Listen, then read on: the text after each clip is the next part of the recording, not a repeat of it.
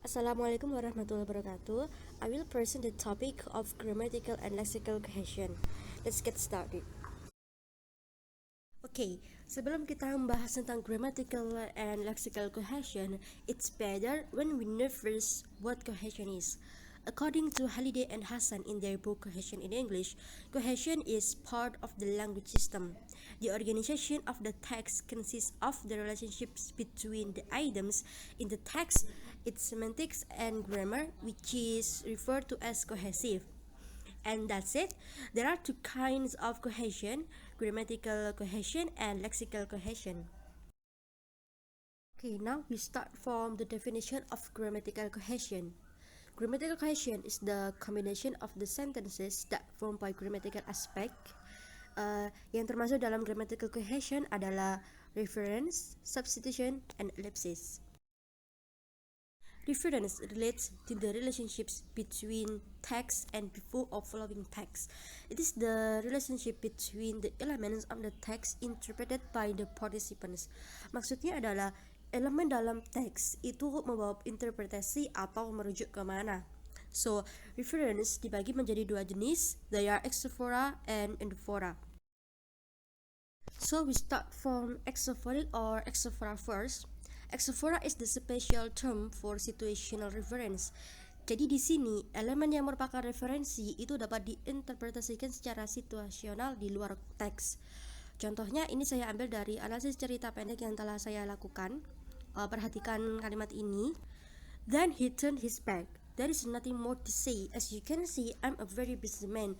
Nah, perhatikan bahwa dalam kalimat tersebut I itu tidak ditunjukkan apakah I itu mengacu pada apa dan siapanya, tapi kita bisa tahu dari teks bahwa I refer to a doctor. So, this is a situational context because it's only known by looking at the situation in the text. Untuk contoh selanjutnya juga begitu. Pada kalimat ini, Yun-ok never saw the tiger, but she knew from footprint on the ground that the tiger had been eating her food. Nah, dalam kalimat ini the word this itu refer to took bowl of rice covered with meat sauce to the cave. Nah, dari mana kita tahu bahwa this itu mengacu pada aktivitas tersebut? Yaitu kita tahu dari situasi yang ada dalam teks bahwa Yun-ok melakukan aktivitas yang mana itu adalah took bowl of rice covered with meat sauce to the cave. Itu dilakukan setiap hari untuk meluluhkan hati seekor harimau. Jadi ini dapat diketahui jika kita memahami situasi yang ada dalam teks. Second is endophora. Endophora is a textual reference or general interpretation. Text cohesion can be recognized by pronouns and its non-phrases. Endophora divided into anaphora and cataphora. Anaphora is a reference to preceding text, and then the cataphora is a reference to following text. Langsung saja kita langsung ke contoh anaphora. Yang pertama yaitu the word her itu refers back to Yun-ok because her is a pronoun of she. Nah, kita tahu bahwa Yun-ok adalah berjenis kelamin perempuan. Jadi di sini kita menggunakan she, yaitu which is the pronoun is her. Dan yang kedua adalah him. Nah, himnya di sini kita mencari itu himnya di sini merujuk pada siapa. Nah, ternyata him itu adalah merujuk pada man. Man-nya itu yang mana? Yaitu seorang dokter. Dan yang ketiga adalah it. Ada pronoun it di sini dan itu merujuk pada tiger. Ya, jadi it di sini merujuk pada tiger, bukan pada Yun-ok atau bukan pada dokter, tapi it itu adalah pronoun dari tiger. Jadi secara automatically it itu refer to a whisker from a live tiger. Ini adalah contoh dari kataphora. Kataphora ini kebalikan dari anaphora. Kalau tadi anaphora itu kita menemukan pronounnya, dia itu mendahului noun phrase-nya, tapi di sini kataphora itu dimana pronounnya itu mengikuti noun phrase-nya. Jadi ada pronoun dulu, baru yang kemudian kita bisa tahu bahwa pronoun itu mengacu pada siapanya di kata-kata setelahnya. Ya, contoh yang pertama adalah ada me. Nah, me ini bagaimana kita tahu me itu merujuk pada siapa? Nah, ini ada di kalimat setelahnya, yaitu Yunok. Yang kedua adalah she. Nah, she ini dimana kita tahu bahwa she itu adalah pronoun dari Yunok, yaitu karena di situ disebutkan bahwa every day she did this month went by Yunok never saw the tiger. Jadi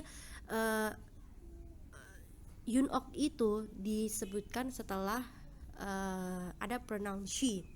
Nah, yang selanjutnya adalah him. Nah, him ini juga gitu. Dari mana kita tahu bahwa him itu merujuk kemananya? Nah, ini ada di kata-kata setelahnya, yaitu while she handed him the whisker, the doctor looked at it with care. Nah, jadi di sini sudah jelas bahwa him link forward to the doctor, bukan yang lain-lain tapi the doctor. The second type of endophora is substitution. Substitution is the replacement of one item by another, called filler word. Haliday and Hassan expound that substitution hold a text together through preventing repetition and creating cursive grammatical cohesion, not in the meaning but in the wording between words, clauses, and phrases. Ini adalah trik yang digunakan oleh penulis untuk menghindari adanya pengulangan kata, yaitu dengan cara mengganti sebuah kata dengan filler word. Filler word itu contohnya bisa so, want, and do. Untuk lebih jelasnya, perhatikan contoh di slide berikutnya. Contoh yang pertama yaitu jadi di sini penulis menggantikan kata another bowl of rice covered with meat sauce itu dengan one. Tujuannya itu untuk menyingkat dan untuk menghindari adanya pengulangan kata, yang mana artinya itu tetap sama, bahwa one is substituted for bowl of rice covered with meat sauce, and it would be entirely possible to replace one by bowl of rice covered with meat sauce. Jadi tanpa ditulis ulang, dengan menggantinya dengan filler word one, pembaca itu bisa mengerti, artinya tetap sama, bahwa one itu merujuk pada the bowl of rice covered with meat sauce gitu. Nah, yang selanjutnya adalah the filler word is do. Nah, do di sini itu sama. Do di sini itu untuk menggantikan kata to cut off one of its whisker in line 25 tersebut. Tujuannya sama ya, agar tidak terlalu panjang dan untuk menghindari adanya pengulangan, maka penulis menggunakan filler word untuk menggantikan itu, tapi artinya tetap sama, pembaca mengerti bahwa do itu merujuk pada to cut off one of its whiskers. Now we move to ellipsis. Ellipsis is the omission of word or a part of the sentence, so the text can be said to be zoned because it is not actually said or written, but the reader understand what it means. Nah, jadi ini adalah trik untuk penulis, ya, trik penulis untuk menghindari adanya pengulangan kata atau kata-kata yang terlalu panjang, yaitu dia ini konsep ellipsis ini memiliki konsep yang sama dengan substitution, tapi jika substitution penulis menggantikan kata-kata yang terlalu panjang tersebut itu dengan filler word yang lebih singkat seperti one, two, and so like that. Tapi kalau di ellipsis ini memang penulis sengaja untuk menghilangkannya, tapi pembaca mengerti maksud dari penulis. Contohnya, for the example of the sentence, Yun-ok said the doctor softly, "You no longer need the whisker. Tell me, is your husband more dangerous than a tiger? If an animal such as a tiger will respond to your patient care, don't you think a man who's come back from the war will too?" Nah, kata-kata sebelum kata-kata setelah will itu sebenarnya ada, tapi memang dihilangkan. Yaitu apa yang dihilangkan oleh penulis di sini, yaitu kata-kata respond to your patient care. Karena apa?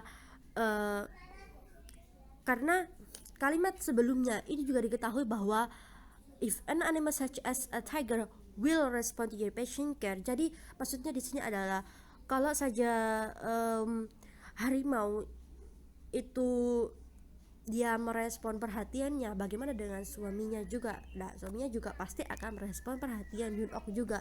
Jadi begitu maksudnya. Tapi mengingat kata-kata itu dihilangkan.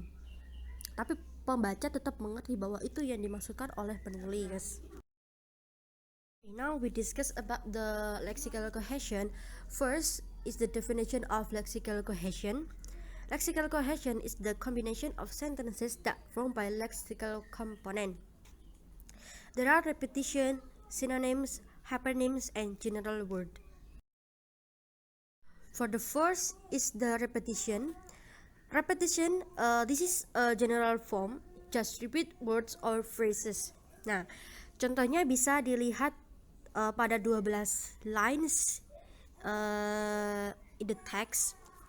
Nah, jadi di sini itu yang saya garis bawahi itu adalah kata-kata yang diulang oleh penulis. Nah, so the result is there are repetition word Yun-ok yang diulang 9 kali, kata husband diulang 4 kali, and the word potion diulang 3 kali, and the words whisker and tiger diulang masing-masing 3 kali. Next is synonym. This is the way of avoiding word repetition by replacing the word with synonyms, which are words that have the same meaning. Jadi seperti yang kita tahu bahwa sinonim adalah persamaan kata. Jadi ini adalah trik juga untuk penulis menghindari adanya repetition ya, pengulangan kata, yaitu dengan menggunakan kata-kata yang sama atau memiliki makna yang sama yang dimaksud dengan sinonim atau persamaan kata. Contohnya ini pada kalimat ini, make me a potion, cried Yun-ok, and I think whatever it takes to get my husband back to the way he used to be. The old man looked her in the eye. Young woman, he said, this is not the same as fixing blah blah blah blah blah. Nah, itu adalah old man ya. The old man dia itu memanggil Yun-ok dengan young woman. Nah, jadi young woman is synonym of Yun-ok because young woman refers to Yun-ok and Yun-ok can replace by young woman. Jadi arti dari young woman ke Yun-ok itu sama. Yun-ok adalah artinya young woman itu juga merujuk pada Yun-ok. Yang kedua ini dimana seorang harimau ya, a tiger called by Yun-ok but with my gentle friend. Jadi Yun-ok itu memanggil seekor harimau dengan sebutan my gentle friend. Nah, my gentle friend ini refers back to a tiger. So my gentle friend is synonym of tiger. Hypernym or superordinate. Superordinate or hypernym is the relation of the meaning between more general term and more specific term. Jadi hypernym ini adalah kelompok yang lebih general. Jadi misal ada kata-kata yang spesifik, nah itu kata-kata yang spesifik tersebut itu masuk ke dalam kata-kata yang lebih general, yaitu yang disebut dengan hypernym. Contohnya di sini adalah ada the words tiger and word base ya. Nah, word base ini adalah hypernym dari a tiger ya. Karena word base ini itu word base ini refers back to a tiger and word base is a subordinate of tiger. Jadi kesimpulannya begitu. Word base itu adalah kata-kata yang lebih umum ya. Jadi tiger itu masuk kelompok kata hewan buas. Selanjutnya adalah food. Nah, food ini semua orang itu menganggap bahwa semisal lauk pauk, nasi, ikan, ayam dan sebagainya itu dalam golongan makanan, dalam golongan food. Nah, untuk contoh di sini pada kalimat sebelumnya itu bahwa food is subordinate of rice because food refers back to rice. Nah, rice di sini itu bisa dilihat pada kalimat sebelumnya, yaitu the next day she took another bowl of rice. Nah, itu rice itu adalah specific word ya, kata yang spesifik. Nah, untuk kata yang lebih generalnya dia itu masuk ke dalam kelompok kata atau hypernym dari atau memiliki hypername-nya itu adalah food. Next is general word. General word is higher level than superordinate. Jadi kalau tadi superordinate itu adalah kata yang umum ya. Nah, general word ini adalah kata yang paling umum digunakan. So, general word can be general nouns as in thing, stuff, place, person, woman, and man, or general verbs such as do and happen. Untuk contohnya, yang pertama yaitu ada kata her husband. Nah, her husband ini itu memiliki, itu termasuk dalam kalau dicari general wordnya, dia itu termasuk dalam main ya. Main is general word of genus husband karena tidak ada kata-kata yang paling umum setelah laki-laki. Man itu adalah yang paling umum. Nah, yang kedua yaitu, nah di sini di kalimat this kind of thing will take 3 days for me to think a solution. Nah, ini dokternya itu bilang bahwa dalam jenis ini ya, nah thing ini dia itu butuh waktu untuk memikirkan masalah. Nah, jadi thing ini adalah sesuatu yang tidak dapat dijelaskan dengan kata-kata, tapi dia itu thing ini memiliki atau merupakan sebuah general word refers to a way to find a solution to unique problem ya. Jadi memang tidak bisa dijelaskan dengan kata, tapi kita tahu maksudnya bahwa thing di situ adalah dokter itu sedang memikirkan suatu cara untuk menemukan sebuah solusi untuk masalah yang dihadapi oleh Yun. Yang ketiga adalah thing ya, general word thing. Nah, thing di sini itu tapi berbeda dengan yang sebelumnya. Nah, thing di sini itu dia memiliki maksud bahwa a whisker from a leaf tiger. Nah, jadi thing is general word refers a whisker from a leaf tiger. Jadi di contoh ini, a whisker from a leaf tiger, si Yun always shock. Such a thing is not possible. Jadi hal apa yang kira-kira itu tidak memungkinkan yang dimaksud oleh Yun-ok di sini? Yaitu a whisker from a leaf tiger, karena Yun-ok itu mengira bahwa tidak mungkin kalau manusia itu bisa mengambil kumis seekor harimau, karena harimau kan hewan buas ya. Jadi sulit untuk mendapatkan kumisnya. Rata-rata manusia itu kan takut dengan hewan buas seperti harimau. Jadi dia di sini itu mengatakan bahwa hal itu tidak mungkin. Nah, halnya di sini itu merujuk pada a whisker from a leaf tiger.